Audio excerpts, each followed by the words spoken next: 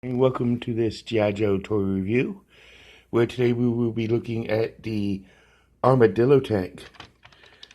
And usually I'll start off with the blueprints, but I've misplaced them somewhere.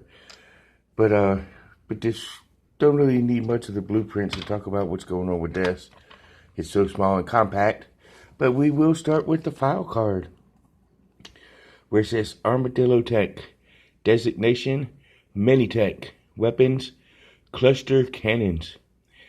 And the text reads, the Armadillo tanks are used by the G.I. Joe team as assault vehicles in close quarters areas like cities. They are built for speed and maneuverability when brawn and power are less important than flexible fast strike compatibility. Twin cluster cannons are mounted on a central turret, and the specialized tracks can advance over any surface. The G.I. Joe team first deployed the tanks during a battle at the Arbo Brothers Circus, Arbco Brothers Circus, one of the fronts for the nefarious activities of the Crimson Guard. So that's the file card for the Armadillo tank. So let's take a look at the removable accessories, which comes with the side pouch thing. I forget what it's called, but it is a pouch. It's highly detailed. As you can see, the buckles with the flap. Really nice detail on that. It's almost looking like it could be openable, but it's not. And the roll cage carrier thing, I guess where you could put some weapons and whatnot. And they easily fit right here on the side of the Armadillo, as you can tell by the little holes right there. They can fit on there just like that. Well, but, and then you can set them on. They do fit, actually. And it does come with this high roll bar right there, handlebar thingy, with 2 foot pegs right there for 2 individual Joes. What had to be 2 individual Joes, because that'd be one hell of a split just to ride on back for one guy. And then it's got this removable engine cover right here in the front, which I sounded like it broke, but it didn't. So be careful with these, because it could actually break at some point. We got a highly detailed engine. Well, not highly detailed, but it's got some engine detail. I guess that's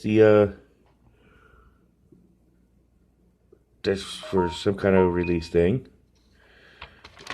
Or you could use it as a gas port, one of the two. And non-movable trays with little wheels at the bottom, which actually help it roll. And that's pretty much the look of the Armadillo. Plus got a, I guess this is a double winch right there in the front. But we are going to use the driver that it came with, Steeler, to fit in the driver's seat. So let's go take a look what Steeler looks like in the driver's seat. So there's Steeler in the driver's seat, driving the Armadillo. But to put on the back for the 2 foot pegs, we're going to put 2 of his original G.I. Joe buddies up in the front. We're going to use, actually for this video, we're going to use the very first Laser Trooper, Flash, as well as the original Bazooka Trooper and Zap on the back. So let's take a look with them on the back.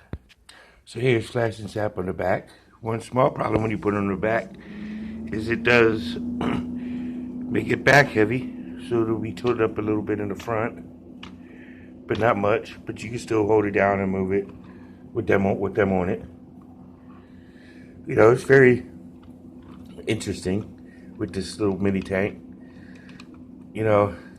Doesn't take up much room on your display case, but this is a very awesome vehicle. I will put this as due to its size, I would claim it as a middle tier vehicle myself. because I'm just so used to tanks being big. And here's their cluster cannons. I forgot to show you earlier, which can raise and elevate singularly or as a pair. You know, you could have it where it's shooting a tank down at the same time where it's shooting at another tank. But this is pretty cool looking jet though. This was sold in the 2-pack with the 25th anniversary Serpentor's Air Chariot with Serpentor. You know, this is a very cool figure though, or vehicle though. But tune in next week for the last week of the summer of vehicles. This has been interesting looking at all vehicles, where I'll be looking at the biggest jet that I actually have, or the biggest vehicle I actually have, in the Sky Striker. So tune in next week as we review the Sky Striker, and tune in tomorrow as we review G.I. Joe Episode 3, The Worms of Death. So tune in then. It was nice seeing you. This is the G.I. Joe toy review. This is Cobra Island signing off with Now You Know, and knowing is half the battle. See y'all in the next one.